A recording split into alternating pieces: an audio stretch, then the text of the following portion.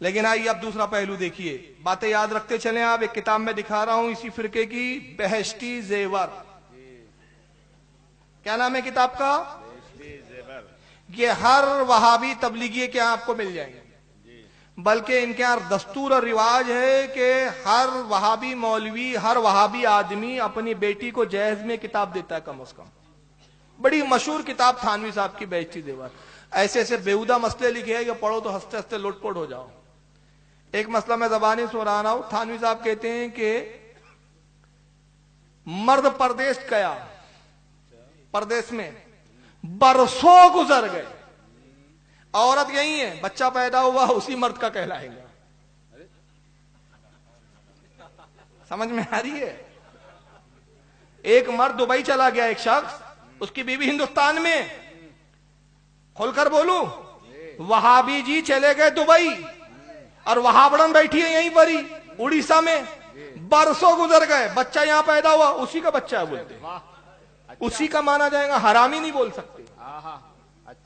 تو میں سوچ میں پڑ گیا، یار یہ کیسا مسئلہ ہے؟ بہشتی زیور میں لکھا ہے یہ. میں کہا یار یہ کیسا مسئلہ ہے؟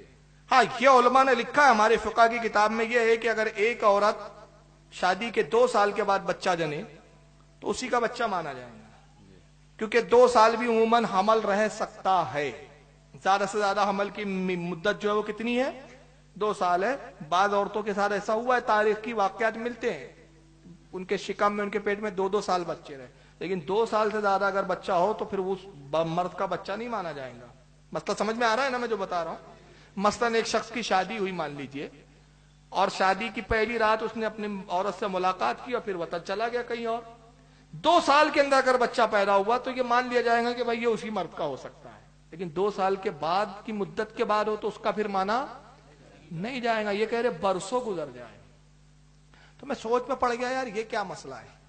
اور آپ کو تعجب ہوگا، ابھی حال ہی میں پاکستان کا ایک مدرسہ دیوبندیوں کا، اس کا فتویٰ میرے پاس موجود ہے، اس مدرسے نے ایک سوال کا جواب دیا ان کے مفتیوں نے، تو آپ سر پیٹ لوں گے کہ کتنے بڑے جاہل، گوار اور عیاش قسم کے لوگ ہیں.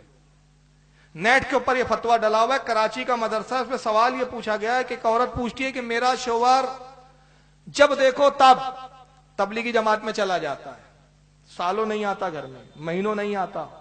میں ایک عورت ہوں، میری بھی کچھ خواہشات ہے، شوہر صاحب آتے نہیں ہیں، تو کیا میں اڑوس پڑوس کے لڑکوں کے ساتھ اپنی خواہش پوری کر سکتی ہوں؟ مفتی صاحب کہتے ہیں اس میں کوئی حرج نہیں ہے، جائز ہے آپ کے لیے.